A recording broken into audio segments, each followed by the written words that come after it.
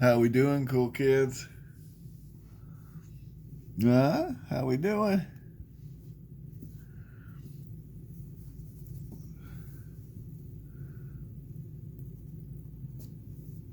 It's time to talk about some lovely acquisitions.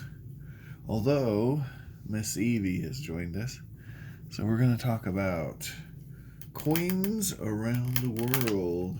Yay! Such a lovely topic, and a big topic.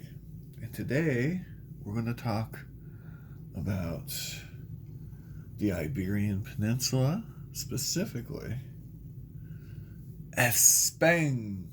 Yeah. Spain. Yeah. It's going to be amazing. So, I've always been a huge fan of Spanish colonials. A lot of people don't realize this, but the original US dollar is right here. This is the original US dollar.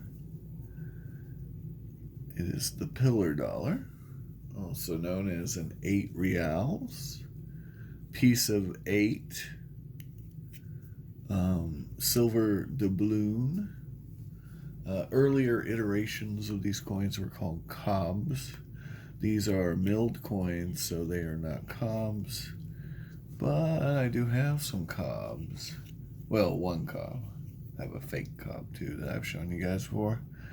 I have one real one, thanks to Captain Silverton from the Kitco forums, who sent that to me as a graduation present, which was very sweet of him. So, these coins came in several denominations.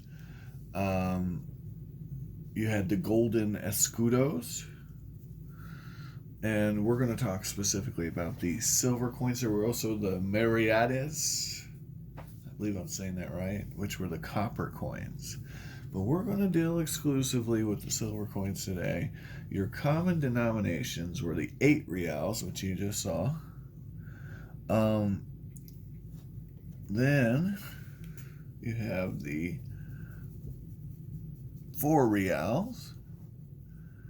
A lot of the years, the 4 real is actually less common than the 8 real. In a lot of mints. And there are several mints. The Spanish Empire was quite large and broad and sweeping, and different mint marks from different years are going to have different valuations. Also, you got to consider the condition of your Spanish colonial. Nothing I own is in exceptionally good shape. The Mexicans, after their revolution in 19 through 1821 or whatever it was, they continued to use real coins. The circulation of these in the United States continued until, I believe it was 1856. It might have been 1858, but it was the 1850s. And these were the go-to coin for many years during the colonial era of the United States and during the actual United States proper. The United States did not make dollar coins for many years because they just weren't popular. They weren't as heavy. Let me grab a silver dollar and show you what I mean. So, yeah. This is an 8 real. And this is a dollar.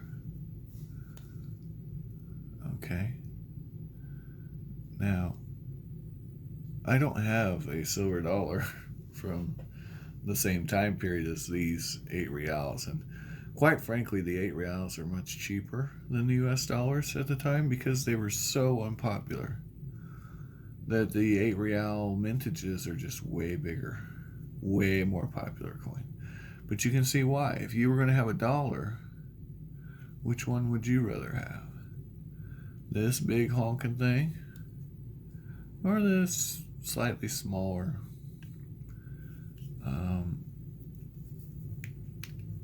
inferior coin.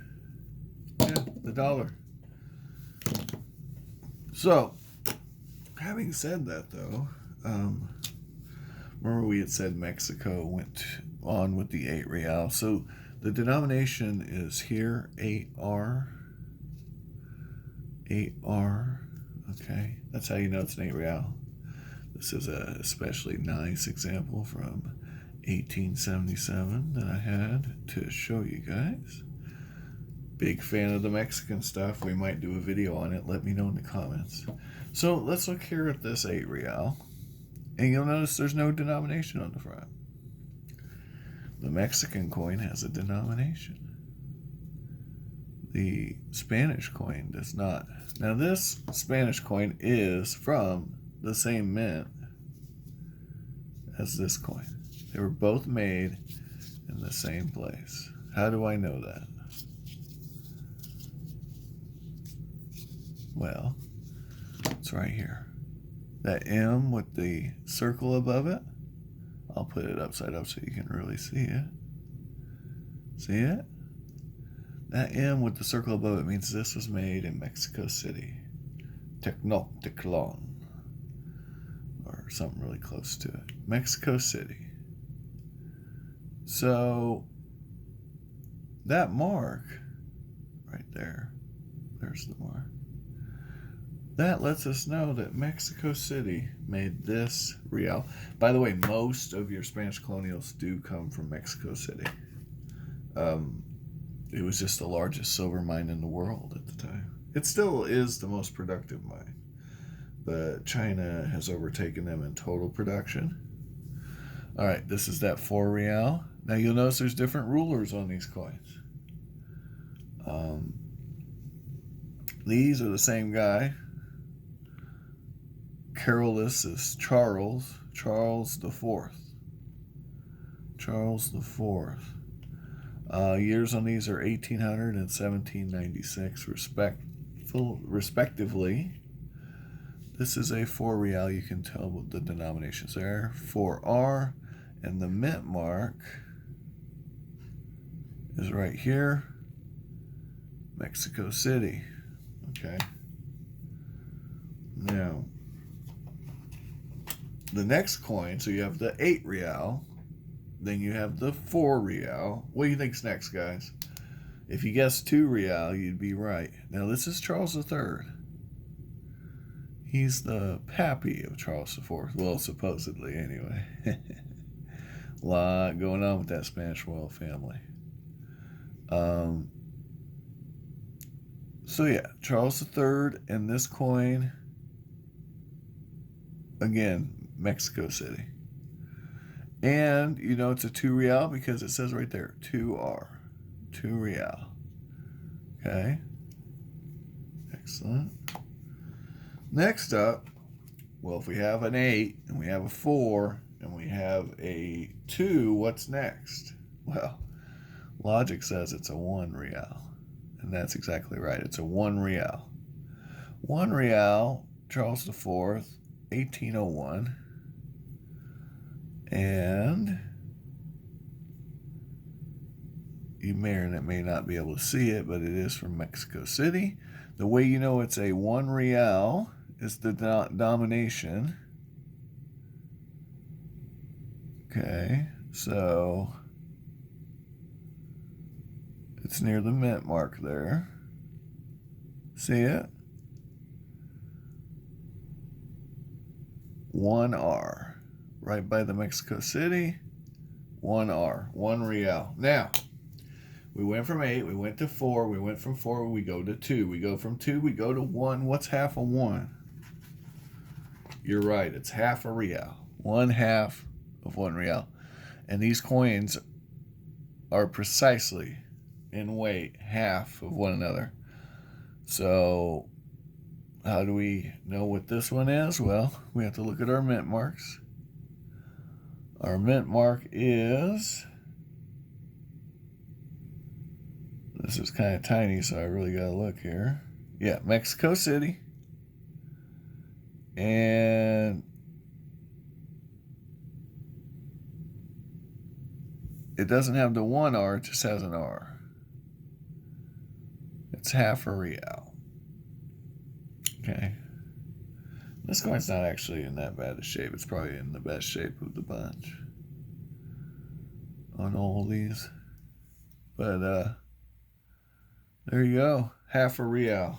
Now, in Mexican coinage, I don't have the half real, but I do have a 5 centavo, which is the same size. When they switched to the peso, they kept pretty much the same size on the coins. 8 reals.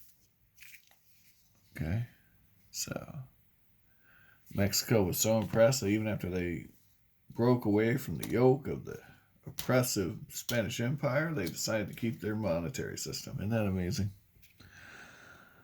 This is a 4 real. Now, 4 reals, again, are much scarcer, even in the Mexican coinage.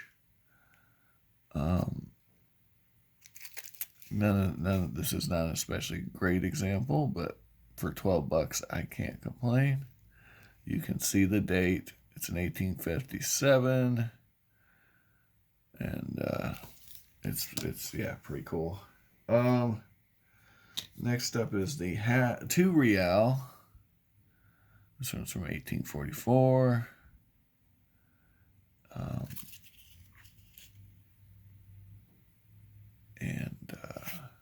Yeah, nice coins. Really cool. That's the Starburst or Sunburst. I think it's Sunburst design with a Phrygian cap. Libertad is what it says. If it's in good enough shape to say that.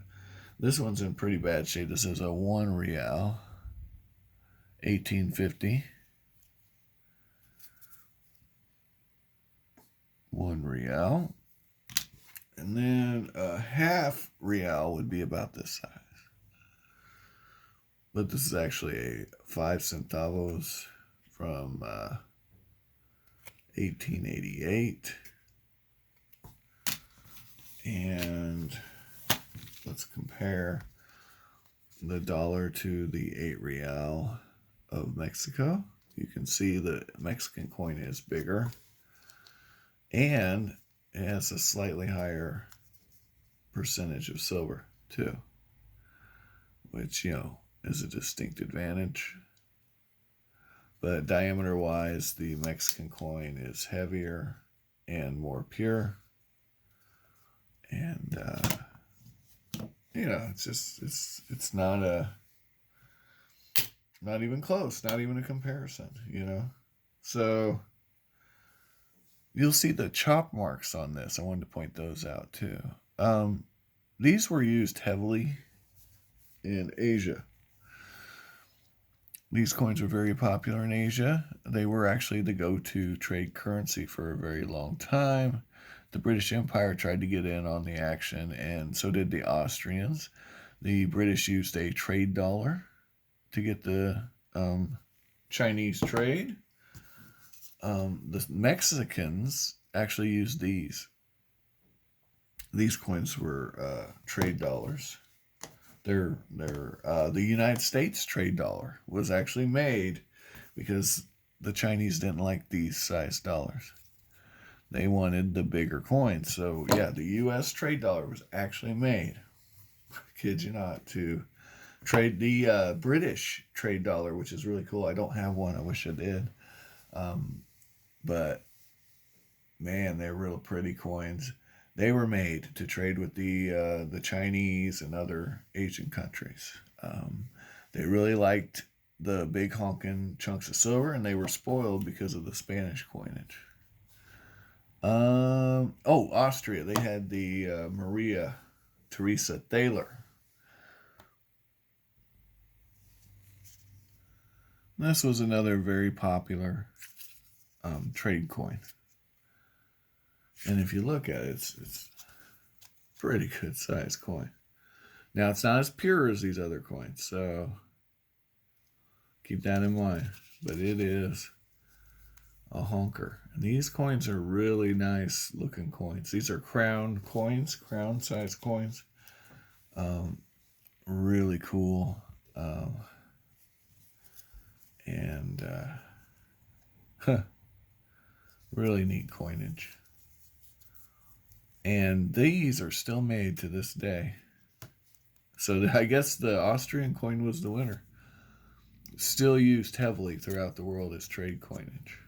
Right here. So this coin is still popular, still restruck to this day. Let's look at some other mints real quick. Not everything was made in Mexico City. So this one is from Lima, Peru. And you can see on the mint mark right there, it's LME in a really neat kind of jumbled way. This is Ferdinand VII, who was the son of Charles IV, who was the son of Charles III. I've mentioned a cob earlier. We'll go ahead and look at that.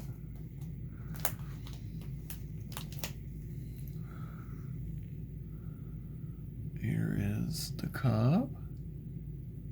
This one's from 1720. It is a half real cob. It's really cool. Thanks, Captain Silverton, from the Kitco forums, because that was really awesome. He didn't have to do that, and I would have never got one if he hadn't. Here is another coin from Lima, Peru. This is a 2 real. Charles IV from 1808. And the mint mark is right there, LME.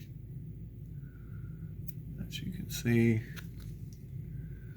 Spain went on to get away from the reals after the... Oh, here's one from Madrid. That'll be interesting. This is a Madrid coin, 1808 also. And the symbol for Madrid was an M with a crown above it. You see that? There was also mints in Seville, and just there were mints all over the place, guys. Really cool stuff. Let's see what other cool mints we have. Let's see. Here's a nicer coin. This is an overdate variety. Ferdinand VII. It's a Mexico City coin, but it's nice. It's pretty good shape. Let's see here.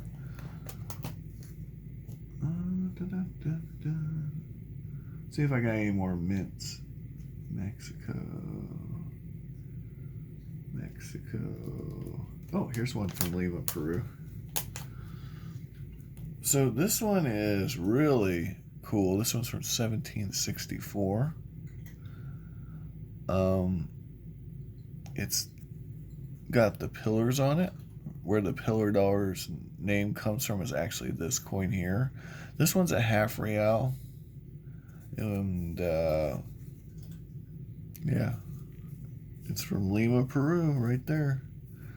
Look at that mint mark, guys. Really cool coin. And these were the first milled coins here. First milled Spanish coins, anyway. But they were like the great granddaddies of milled coins. They really developed the technology before anybody else did, as far as I know. Seeing if we got... Now, they like I said, they got away from the reals. They went a different direction. And they decided to go to, eventually, the peseta. We're going to go ahead and look at a peseta. 5 pesetas. 5 pesetas.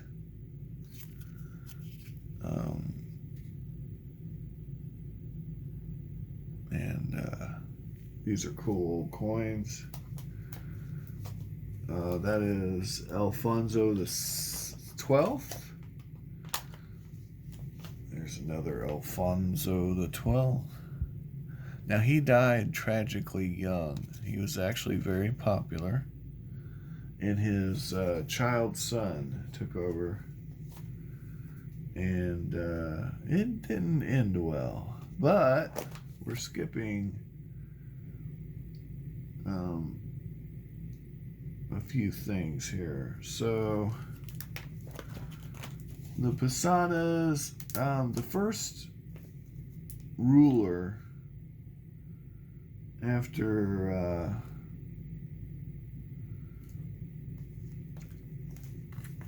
Ferdinand was his daughter, Isabel II.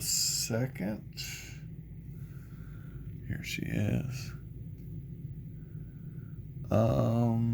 But, you know, as will happen, there were a lot of arguments, and the parliament was involved, and anyway, long story short, the empire was falling apart, obviously, because, you know, all the colonies had left. Bolivar had pulled his stuff, and the Spanish weren't very happy. They weren't happy customers. The people, they felt repressed and like they were losing everything.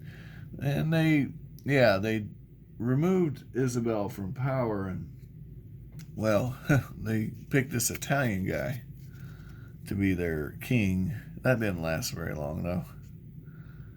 And, he wasn't on the throne very long.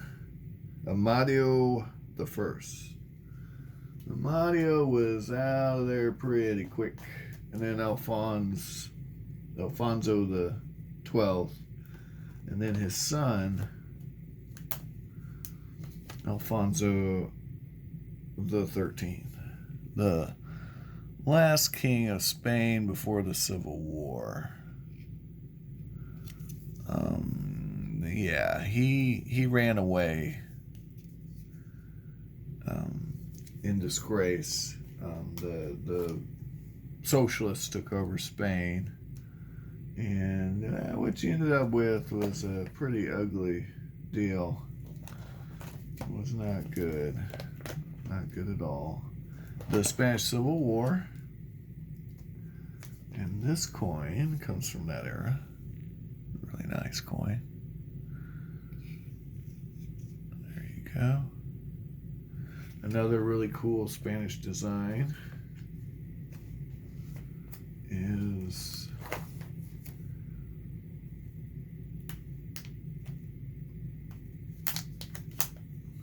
this one, which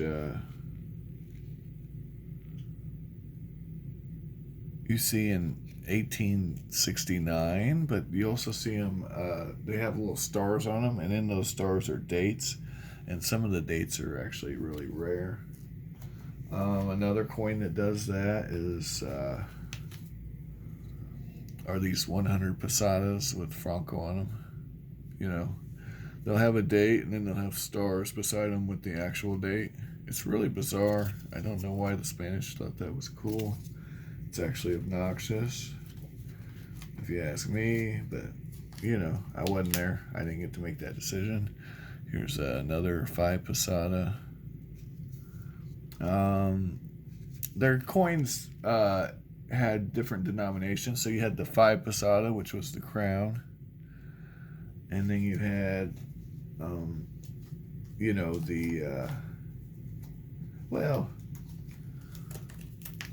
you had the 2 peseta, you had the 1 peseta, and then you had a 50-cent coin, which looked like this.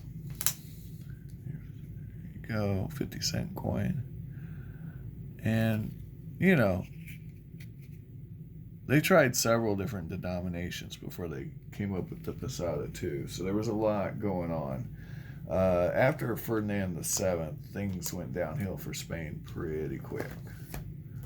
Anyway, so that's our look into Spanish coinage. Just remember, if you take nothing else from this, There would be no dollar without the Spanish dollar. This thing right here. This is the cornerstone of our monetary system, our honest monetary system. We're not going to get into the fiat stuff that Nixon started. But you guys have any comments, thoughts? Let me know in the comments. Thanks for watching. Have an amazing day, and I hope you find all the collectibles of your dreams while you're awake. Be safe.